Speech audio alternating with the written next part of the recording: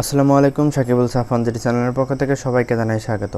Illustrator Bangla টিউটোরিয়ালের part 17-এ আজ দেখাবো উইথ টুলের কাজ। তো ভিডিওটি শুরু করার পূর্বে আরেকবার বলে রাখি, আপনারা যদি এখনও আমার চ্যানেলটিতে সাবস্ক্রাইব করে না থাকেন তাহলে এখনই সাবস্ক্রাইব করে পাশে থাকা বেল ঘন্টাটি বাজিয়ে দেবেন। আর যারা অলরেডি সাবস্ক্রাইব করেছেন তাদেরকে অসংখ্য অসংখ্য ধন্যবাদ। আর যারা আমাদের গ্রুপটাতে জয়েন হয়ে থাকেন, ভিডিও ডিসক্রিপশন বক্সে লিঙ্ক দেওয়া আছে, ওখান থেকে গ্রুপে জয়েন হয়ে যাবেন। তো চলুন শুরু করা যাক।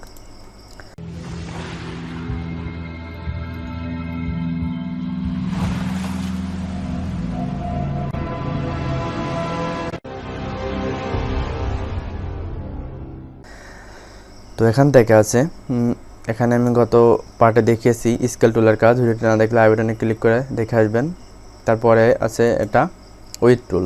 তো এটা আমি এখান থেকে আইকনে ক্লিক করব, তখন এই টুলটা আলাদা হয়ে যাবে। তো আমি কাজ করার সুবিধার্থে আমি এগুলো এখানে রেখে দিব, সবগুলো দেখাবো এই কারণে। তো এখন ফার্স্টে যেটি আছে এটি হলো উইথ টুল। তো এখানে ফার্স্টে যেটি আছে উইথ টুল, এই টুলের কাজ দেখাতে হলে আসলে এই টুলটা স্টক কালারের কাজগুলো করে থাকে। তো আমি এখান থেকে একটি বক্স নিই। তো আমি এই বক্সটা নিলাম। বক্স নেওয়ার পরে আমি এখান থেকে ফিল কালারটা অফ করে দিই, কারণ ফিল কালারে কোনো কাজ করা যাবে না। তারপরে আমি আপনাদেরকে দেখাই। তো আমি একটু জুম করে দেখাই। এই যে দেখুন উইথ টুলটি সিলেক্ট করলাম, করার পরে দেখুন এখানে আমার কোনো কাজ হচ্ছে না, কারণ এটা হলো ফিল কালার। এই জন্য আমি ফিল কালারটা অফ করে দিব, যাতে আপনাদের কাজটা বিষয়টা বুঝতে পারেন সহজে।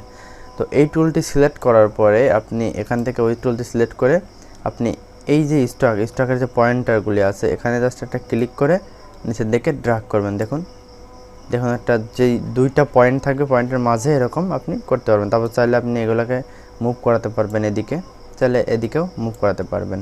তো কাজটা আরেকটু ভালো বোঝার জন্য আমি আরেকটা জিনিস দেখাই। আচ্ছা, এখান থেকে আমি স্পাইরাল টুলটি নিলাম।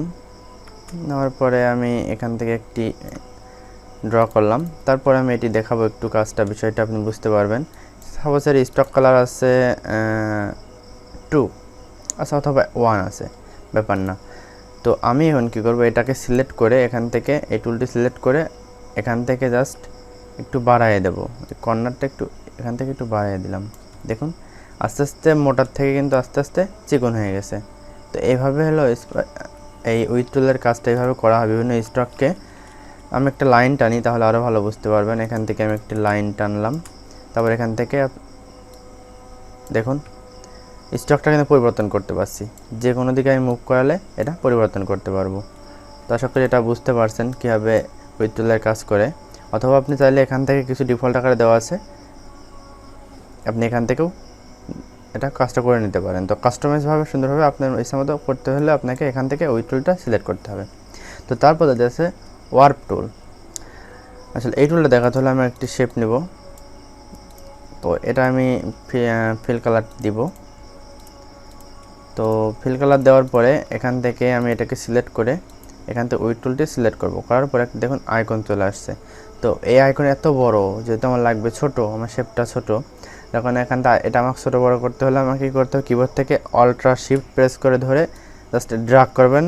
দেখুন ছোট বড় হচ্ছে, কিন্তু দেখুন একটা ছোট্ট বেশি দূর ছোট হচ্ছে না, বেশি ছোট হচ্ছে না। কারণ কি, এটা আমাকে ঠিক করে নিতে হবে। সেটার জন্য আমি এখান থেকে এই ওয়ার্প টুলে ডাবল ক্লিক করব। একটা ডায়লগ বক্স আসবে। এখানে উইথ অপশন দেওয়া আছে। এখান থেকে আমি সব থেকে ছোটোটা রাখবো, তাহলে আমার শেপটা সব থেকে ছোটো হবে। আমি 5 পিটে রাখলাম, এখান থেকেও 5 পিটে রাখলাম, রেখে আমি ওকে দিব। তাহলে দেখুন আমার কার্সরটা দেখুন কত ছোট হয়ে গেছে। এবার আমি কি করব, কিবোর্ড থেকে অল্ট্রা শিফট প্রেস করে ধরে নিচের দিকে ড্র্যাগ করলে বড় হবে এবং উপর দিকে ছোটো বড় করতে পারবো। দেখুন 5 পিটির নিচে হবে না, কারণ আমি 5 পিটি সর্বনিম্ন দিছি। আমি যদি এখান থেকে আমি যদি 100 দিতাম বা 100 পিটি দিতাম, তাহলে কি হতো, দেখুন 100 পিটির থেকে ছোট হতো না, সর্বনিম্ন 100 পিটি। এজন্য আমি এখান থেকে সবসময় 5 পিটি রাখবো, তাহলে আমার কাজটা সুবিধা হবে। ওকে। তো এবার আমি কি করব, অনেক সময় কি হবে, এটাকে আমাকে চিকন করতে হবে। সেক্ষেত্রে আমি কী করি, শুধু অল্ট্রা প্রেস করে ধরে আমি এভাবে এদিকে ড্র্যাগ করলে চ্যাপটা হবে এবং এদিকে ড্র্যাগ করলে লম্বা হবে। দেখুন এভাবে কিন্তু আপনি ইচ্ছা মতো কাস্টমাইজ করে নিতে পারবেন। আচ্ছা, এরপরে কী করব, এই টুলের কাজটা হলো এখান থেকে জাস্ট শেপটা ড্র্যাগ করে আপনি শেপটাকে একটু টেনে দিতে পারবেন। যে কোনো শেপ আপনার একটু টেনার এভাবে দরকার। বিভিন্ন ধরনের শেপ আপনি এভাবে টেনে দিতে পারবেন, আপনার শেপকে পরিবর্তন করতে পারবেন এই টুলের মাধ্যমে। এটা হলো ওয়ার্প টুল। একটু টেনে দিতে পারবেন, এভাবে টেনে দিয়ে আপনার শেপটাকে বাড়ায় দিতে পারবেন আপনার ইচ্ছা মতো। তো আশা করি এটা বুঝতে পারছেন। তারপরে যেটি আছে এটি হলো টুইল টুল। তো এটার জন্য আপনাকে আমি একটি শেপ নিলাম আবার। তো এখান থেকে চাইলে আপনি এই শেপের স্টক কালার ব্যবহার করতে পারেন, সেটা আপনার ব্যাপার, আপনি স্টক কালার এটা ব্যবহার করতে পারবেন। তো এখান থেকে এই টুইল শেপটি টুলটি সিলেক্ট করে আপনি জাস্ট এখান থেকে ড্র্যাগ করে ধরে রাখবেন, ক্লিক করে ধরে রাখবেন, তাহলে আপনি পরিবর্তন বুঝতে পারবেন। জাস্ট শেপের উপর ক্লিক করে ধরে রাখবেন, দেখুন এখানে ক্লিক করে ধরে রাখলে শেপটা পরিবর্তন হচ্ছে, বিভিন্ন ধরনের আকৃতি হচ্ছে কিন্তু। তো আমি এটা একটু ব্যাকে যাই। তো এটা কতটুকু গতিতে হবে সেটা ডিপেন্ড করতেছে আপনি যতটুকু সিলেক্ট করে দেবেন। আপনি এই টুলের উপর ডাবল ক্লিক করবেন, তারপর এখানে গতি 50% দেওয়া আছে, আপনি চাইলে এখান থেকে আরেকটু কমায় নিতে পারেন। আমি 30% যদি দেন, তারপর এখান থেকে পিটি আছে সেম আগের মতো। আমি যদি পিটিটা দেখালাম ছোটো বড়ো, যাতে সুবিধার জন্য আপনি 5 পিটি রাখবেন। তারপর এটা আপনি চাইলে বড় করে নিতে পারবেন। তারপরে আপনি এখানে ক্লিক করে ধরে রাখবেন, দেখুন আস্তে আস্তে হচ্ছে, কারণ আমার এখান থেকে আমি কমায় দিয়েছি, দেখুন এখানে আস্তে আস্তে হচ্ছে। আমি চাইলে 100 দিতে পারি, 100 দিলে কি হবে, আমার এটা অনেক গতিতে ঘুরবে, দেখুন অনেক গতিতে ঘুরতেছে। তো এভাবে আপনি বিভিন্ন ধরনের শেপ ক্রিয়েট করতে পারবেন এটার মাধ্যমে। আচ্ছা, আশা করি এটা আপনি বুঝতে পারছেন। তারপরে যেটি আছে সেটি হলো পোকার টুল। এটির মাধ্যমে আপনি এই সেম কাজগুলো করতে পারবেন। সেটা হলো, আমি আরেকটা কাজ দেখাই। এই টুল দিয়ে আপনি আর একটু কী কাজ করতে পারবেন। আপনি এখানে একটা টেক্সট লিখলেন, সাপোজ একটি টেক্সট লিখলেন। আচ্ছা, টেক্সটটি এরকম থাক। তারপর আমি কিন্তু এই টেক্সটটাকে কোনো পরিবর্তন করতে পারছি না। কি দেখাচ্ছে আমাকে, একটা সিগন্যাল দিয়েছে। এক্ষেত্রে আমি কী করবো, টেক্সটটাকে সিলেক্ট থাকা অবস্থায় অবজেক্ট থেকে এখান থেকে এক্সপ্যান্ড করব, ওকে দিব। অথবা আরেকটা কাজ করতে পারি, আমি কন্ট্রোল জেড দিয়ে ব্যাকে যাই, তারপর এখান থেকে রাইট ক্লিক করলে ক্রিয়েট আউটলাইন আছে, এটা করতে পারি। করে দেখুন এরকম একটা অপশন চলে আসলো। এবার আমি কি করব, এখান থেকে এই টুলটি সিলেক্ট করব, সিলেক্ট করে এখানে দেখুন আমি শেপটাকে পরিবর্তন করতে পারছি। আমি একটু ছোট করি, দেখুন এটা ছোট হচ্ছে না, সেক্ষেত্রে আমি এখান থেকে 5 পিটি দিয়ে দেব। এখান থেকে 5 পিটি দিয়ে দিলাম, তাহলে এটা শেপটাকে আমি ছোটো বড়ো করতে পারবো। দেখুন এবার আমি দেখুন প্রত্যেকটা টেক্সটটাকে পরিবর্তন করতে পারছি। তো আমি চাইলে আমার টেক্সটটাকে একটু বড় করতে পারি, যেহেতু আমার 5 ফিটের থেকে আমি বড় হচ্ছে না। আমি চাইলে এখান থেকে আমার শেপটাকে বড় করতে পারি। এবার আমি এখান থেকে পোকা টুলটি সিলেক্ট করে আমি এখান থেকে দেখুন এভাবে আমি পরিবর্তন করতে পারবো। এভাবে আমার টেক্সটটাকে আমি পরিবর্তন করতে পারবো, বিভিন্ন আকৃতিতে পরিবর্তন করতে পারবো। দেখুন এভাবে কিন্তু আমার শেপটাকে দেখুন কত সুন্দর দেখা যাচ্ছে। এইভাবে আমি আমার যে কোনো শেপটাকে আমি পরিবর্তন করতে পারবো। আশা করি এটা বুঝতে পারছেন। তারপর যেটি আছে সেটি হলো ব্লট টুল। এটি দেখাতে হলে আমাকে আবার একটি শেপ ক্রিয়েট করতে হবে। তো আমি শেপে একটা আলাদা কালার দিব। দেওয়ার পরে এই টুলটি সিলেক্ট করে, ব্লট টুলটি সিলেক্ট করে আমি সেম একটি ড্র্যাগ করব। আমি এটাকে একটু বড় করব। দেখুন এটা দিয়ে আমি যে কোনো শেপটাকে দেখুন যতটুকু প্রয়োজন আমি ততটুকু টেনে বড় করে দিতে পারবো।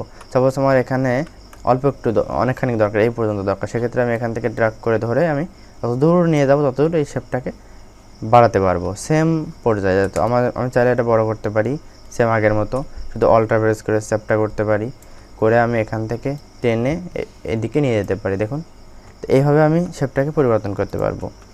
তো তারপরে যেটি আছে এটির জন্য আমি এইটুকু আমি সিলেক্ট করে দিব। আমি এখান থেকে আবার একটি শেপ নিলাম। তারপরে এখান থেকে স্কলপ টুলটি সিলেক্ট করে আবার আমি এটাকে আকৃতিটা ঠিক করি, ছোট করি। এখান থেকে ডাবল ক্লিক করে আবার আমি এটা পিটিটা কমাই নিব, তাহলে আমার সুবিধা হবে। তারপর দেখুন এটা দিয়েও কিন্তু আমি বিভিন্ন শেপটাকে পরিবর্তন করতে পারছি এই টুলের মাধ্যমে।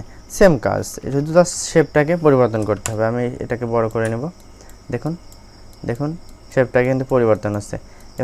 এভাবে কিন্তু যে কোনো শেপটাকে আমি পরিবর্তন করতে পারবো। দেখুন শেপটা কিন্তু অনেক সুন্দরভাবে পরিবর্তন হয়েছে। একটা ডিজাইন তৈরি হয়েছে কিন্তু। তো তারপরে যে টুলটি আছে সেটি হলো এই টুলটি।